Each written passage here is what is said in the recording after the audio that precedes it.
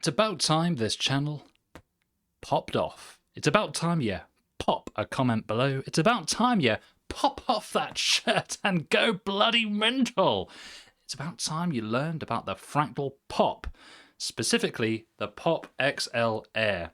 We've reviewed the standard Pop already, but what of the XL version? This one keeps that lovely design language, but with some more room for high-end components, so let's check it out. We'll show you around the case, we'll build it, we'll review it, but maybe the real fun is the friends we make along the way. Unboxing time. Yeah, guys, it comes in a box. It's got foam, nothing special here.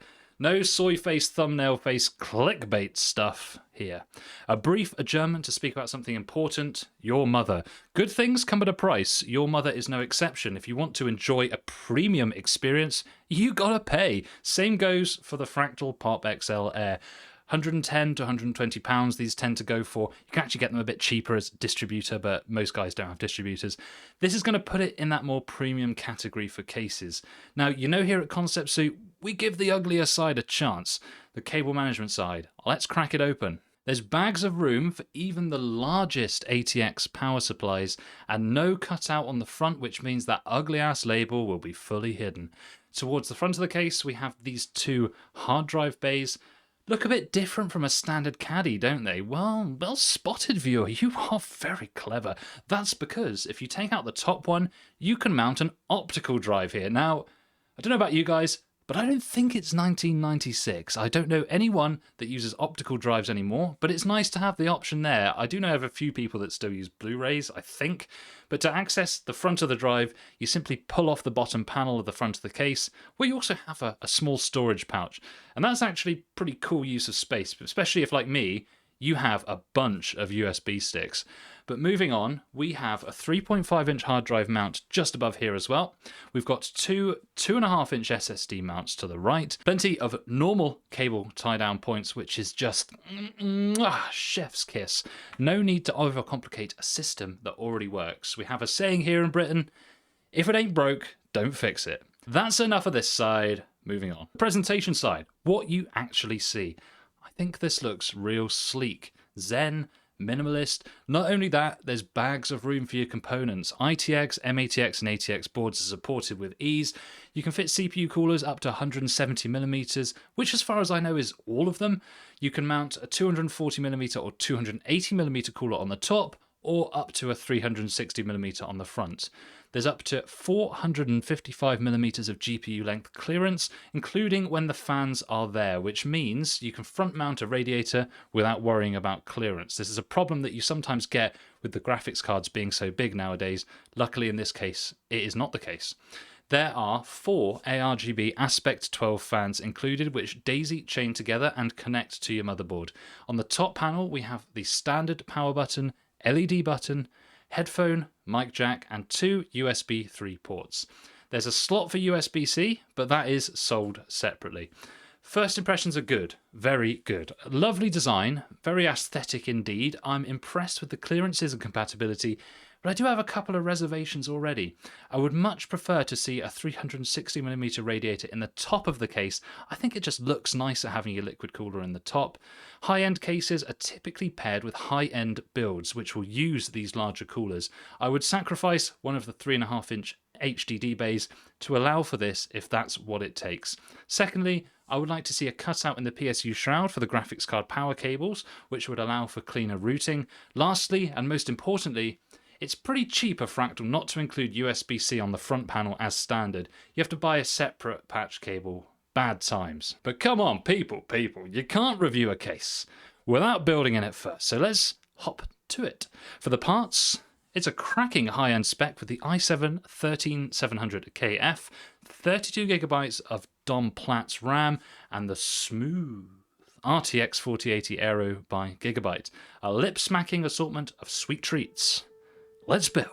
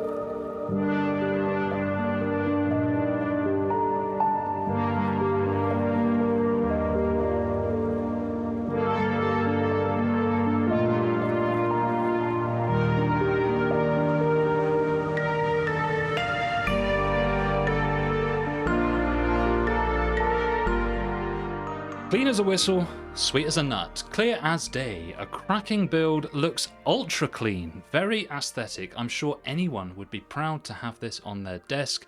And did I mention it's available at PC36.co.uk in the fast lane section? What an organic segue. Performance-wise, this is absolutely high-end. The RTX 4080 is a beast at all resolutions, with the 13700KF CPU being a worthy partner, keeping those frame rates high. Now, if you're wondering what the K and the F mean on the CPU, it's pretty simple. F means that it doesn't have integrated graphics, so there's no built-in graphics on the CPU. If we're using a nice video card like the RTX 4080, we don't really need that integrated CPU. But I'd say, guys, if the K version and the KF are like within a few quid of each other, just get the regular K version, because sometimes it's nice to have those integrated graphics in the background. Now, we spoke about the K. The K means it's overclockable, which means you can tune the performance up by changing the voltages if that's something that you are au fait with. Most of you guys, you're going to be fine just leaving it as it is, and you do get a slight performance boost by having a K, even if you don't overclock it, compared to the standard version that's not a K. Now, it's honestly been a while since I've put together a PC I like quite this much. It is beautifully integrated. Can I recommend this case? Yeah, I certainly can. It's a very adult, refined design, but not skimping on the flashy RGB that we like nowadays. Beautifully balanced. It's a bit expensive, and I would really have liked to see a 360mm liquid cooler support in the top, but that's the compromise you're making here, and it's only a minor one. I don't think you'll be disappointed if you've plumped for this case yourself. Now, I am but one man, and you are many men. Tell me your thoughts below, even if it's just to slag me off. I live for that stuff. Anyway, bye-bye, sunshine.